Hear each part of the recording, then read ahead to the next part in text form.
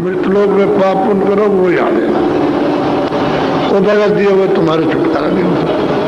तो अब इस मालिक जो है जिन्होंने जिनकी जीवात्मा सब है रूह है, अरे सोचते जिनकी सब है वो तो कुछ कहेंगे नहीं कि भाई उन्होंने विधान बना दिया, उनके लिए अधिकार उनको दे दिया, अब वो क्यों इस काम में फंसते हैं? सीधे है हमारे पास।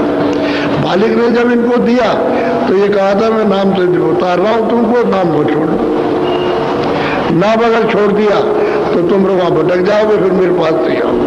इसलिए तो तुलसीदास जी कहते हैं कि नाम जी जब जागे जोगी, नाम को पकड़ो तुरंत जो पद को प्राप्त हो, देर भी नहीं है ऐसे क्षणों में।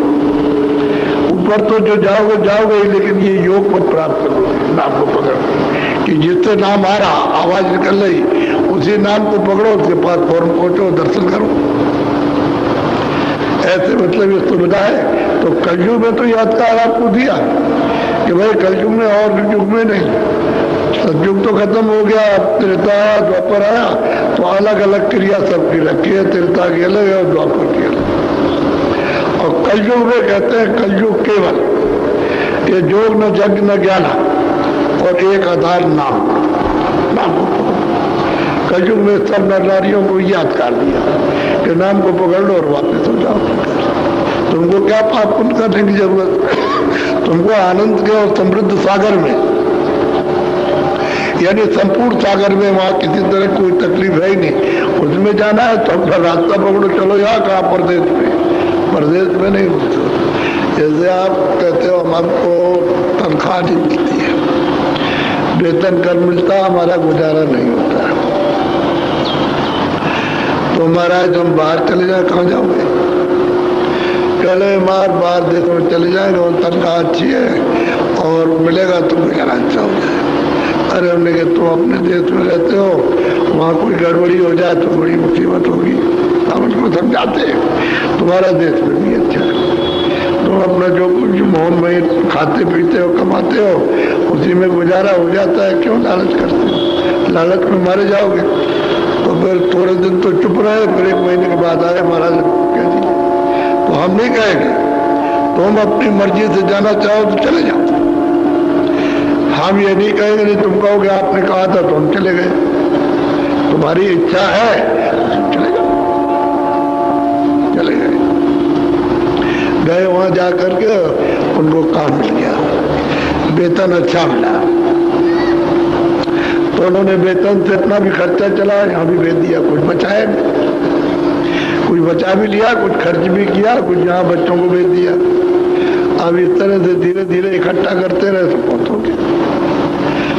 तो उसके लिए मतलब है 10 वर्ष हो गए, अभी बाल बच्चों से नहीं मिले और 10 साल हो गए। तो यहाँ चिट्ठी लिखी भाई 10 साल हो गए और बहुत दिनों से नहीं मिले, और कम से कम बच्चों का इनका उनका दर्शन कर जाओ, दर्शन दे जाओ सर।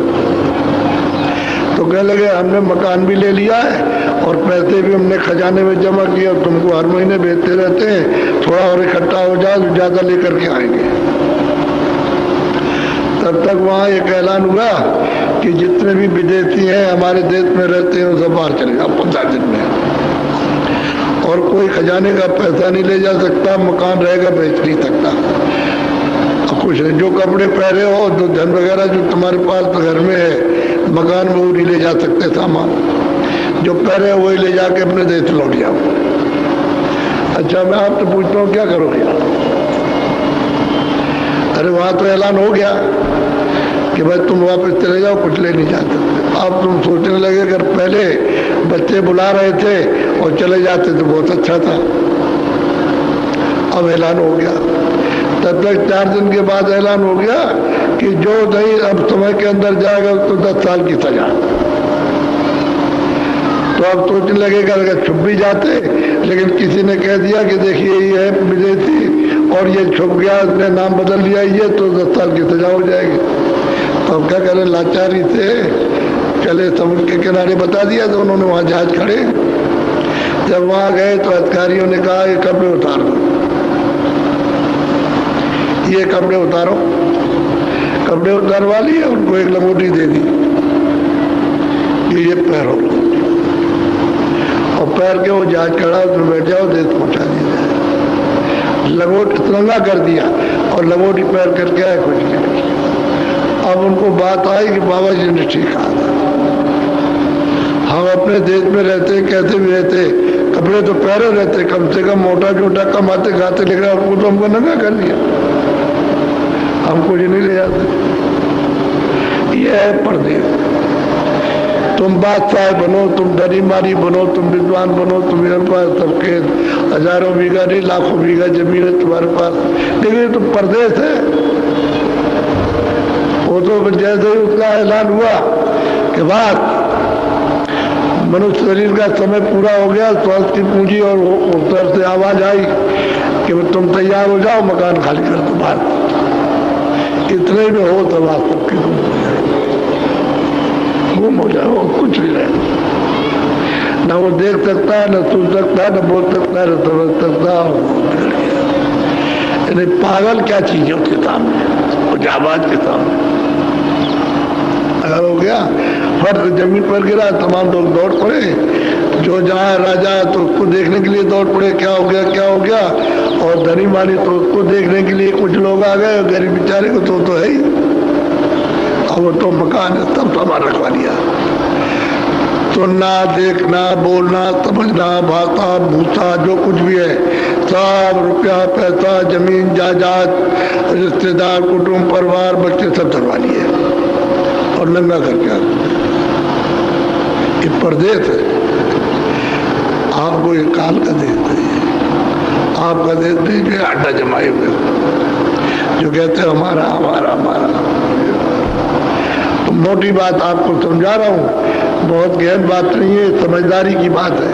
ये परदेश है, ये आपका देश मृतलोक नहीं है, वो आपको सामने निकाल देता है और आप कुछ नहीं करते हो। लड़के को निकाल दिया, स्त्री को निकाल दिया, पति को निकाल दिया, बाप को निकाल दिया, कहा इसको ले जाओ और तुम अपने हाथों से इसको जलाओ और गाड़ो, हमको कुछ नहीं करना है, ले जाओ।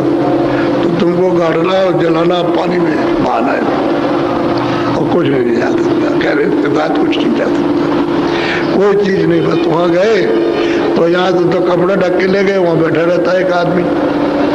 अरे उनका बाबू जी ये क्या कर रहे हो, ये मतलब गरीब आदमी है, क्यों जला रहे हो इसको, हमको दे दो, दूसरा कपड़ा दे देंगे। तो 1.5 हाथ का कपड़ा दे दिया उसने, वो सब कपड़े उठा लिए और उसी पर लकड़ी पर रख कर जला दिया। अब ये छाया है,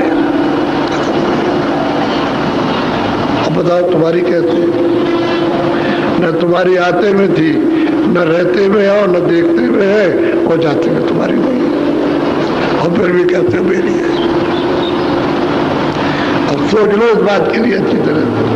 मैं कोई गलत बात कहता हूँ तो मेरी मनवानी है, और सच बात कहे तो तुम मान लीजिए आप परदेश है, आप परदेश। ये सामान जो आपको दिया है, ये सामान है, ये मनुष्य शरीर ये सामान है, 5 तत्वों का मतलब मिश्रित मिला हुआ ये मकान है, ये किराए का मकान है। और वो इतने जो सामान जो दिया है, ये सब कुछ जो आप मेहनत करते हो वो इसके लिए, जीवात्मा के लिए इसमें कोई सामान नहीं। अरे जीवात्मा के लिए इसमें सोना चांदी हीरे जवाहरात ये जो कुछ भी होगा ये कुछ नहीं है, ये इसके लिए है। ये इसका सामान है कि भाई तुम इससे हमारी मकान की मरम्मत रखना, खराब ना होने पाए। इसमें जब तक जीवात्मा रहे तब तक खराब ना हो, इसकी मरम्मत करो। और ये जीवात्मा जो बैठी दोनों आंखों के बीचों बीच, इसको जगा के अब घर पहुंचा दो। हम तुमको इनकार नहीं करते, लेकिन ये मेरा मकान है, मैंने दोनों सामान दिए, ये मकान भी तुमको दिया, इसके लिए हिफाजत के लिए ये सामान दिया, ये सामान हमारा है, ये मकान भी हमारा। और तुम अकेले हो, अकेले आए थे इसमें, अकेले तुम आपको जीवात्मा को निकाल के अलग किया और बस सामान धरवा दिया था। सोना चांदी ये कोई भी आपके साथ ना आने वाला, यहाँ से उठाया ना वहाँ जाने वाला। फिर आप पकड़े में जैसे बंदर पकड़े होता है ना, ऐसे पकड़े। वो जब पकड़ते हैं, वो तोता को पकड़ते हैं तो गिर्री ले जाते हैं, गिर्री घूमने वाली ऐसे घूम जाए तो धीरे से लगा देते हैं, तो एक टांग उठाता है और बस उसको पकड़ लेता है, उसमें झूल जाता है, लटक गया और चे चे चे चे चिल्लाता है, लेकिन उसको छोड़ता नहीं है, वो गिर्री घूम जाती है और उतार के ले आया तो उतार। यही हाल बंदर जैसा है।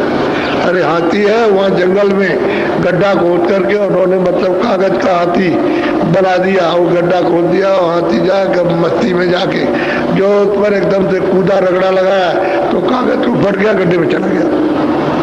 तो बाहर से उसको यानी वो मतलब ये बल्लम मार करके ऐसे धीरे धीरे उसको काबू में करते हैं, फिर काबू में न चारा देंगे न पानी देंगे, ठीक हो जाए, ऐसे काबू में करते हैं। तो आप बैठे मेरा मोह में फंस गए, लालच में आप फंस गए आकर, तुम्हारा कुछ नहीं। अब ये बात तो तुमको सोच लीजिए, आप कोई बात है, अब भी है किराए के मकान हमारा भी कोई सामान नहीं है, ये हमारा नहीं है जो सामान